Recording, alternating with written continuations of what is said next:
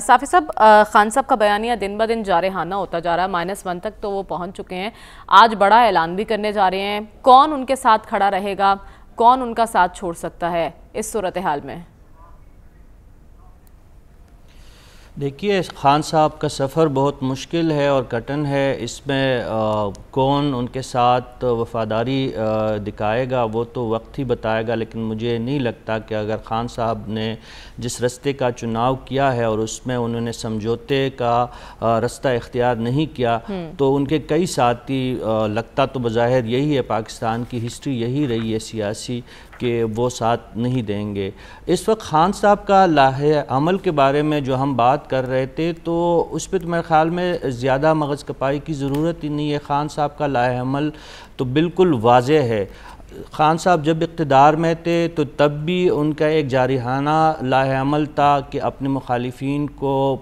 وہ پکڑ دکڑ کرے، ان کو جیلوں میں ڈالے، ان کو سزائیں دلوائے، اور جب سے اقتدار سے نکلے ہیں تو تب بھی انہوں نے ایک شدید احتجاجی رویہ اختیار کیا ہے اور اسی کے تسلسل میں وہ آگے بڑھ رہے ہیں۔ تو گجرانوالہ کے جلسے میں بھی یہی ہوگا، احتجاج کا طریقہ کار ان کا بدل سکتا ہے، کوئی اور طریقہ کار اختیار کر سکتے ہیں، لیکن وہ احتجاج سے پیچھے نہیں ہٹیں گے، چاہے وہ اسلام آباد آئے نہ آئے، دیر سے آئے یا بعد میں آئے، لیکن احتجاجی عمل ان کا جاری رہے گا، کیونکہ ان کی سیاست کا محور ہی احتجاج ہے۔ اور خان صاحب جو ہے چاہتے ہیں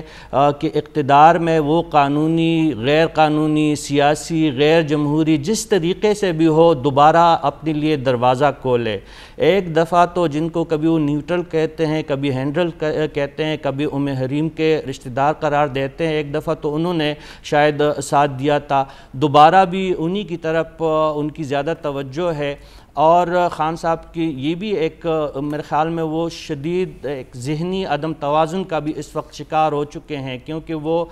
بار بار کہہ رہے ہیں کہ وہ خطرناک سے خطرناک ترین ہوتے جا رہے ہیں۔ تو خطرناک وہ قوم کے لیے بھی شاید ہو رہے ہیں، اور سب سے بڑھ کے اپنی ذات کے لیے اور اپنی سیاست کے لیے ہو رہے ہیں۔ اپنے لیے تمام رستے وہ خود ہی بند کرتے جا رہے ہیں۔ جس طرح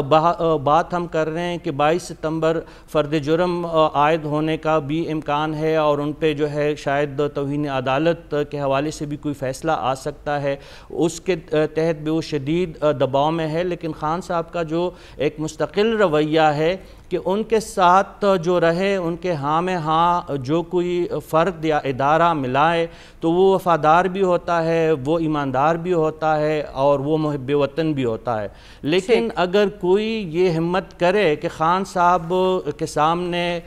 لب کشائی کرے، چاہے وہ فرد ہو یا ادارے ہو، تو وہ غدار بھی ہو جاتے ہیں، میر جعفر بھی ہو جاتے ہیں، اور ان کو طرح طرح کے القابات سے وہ نوازتے ہیں۔ تو خان صاحب کا ایک ہی اب میرے خیال میں ان کا جو ایک منزل ہے، ایک دفعہ پھر وہ نہ صرف وزیر اعظم بننا چاہتے بلکہ ایک سٹیپ آگے جانے کی ان کی خواہش ہے۔ صدارتی نظام کی صدارتی کرسی پہ مستقل ان کی نظریں ہیں، اپنی منزل تک پہنچنے کے لیے وہ آج کیا لائحہ عمل اختیار کریں گے اور کیا بڑا اعلان کریں گے۔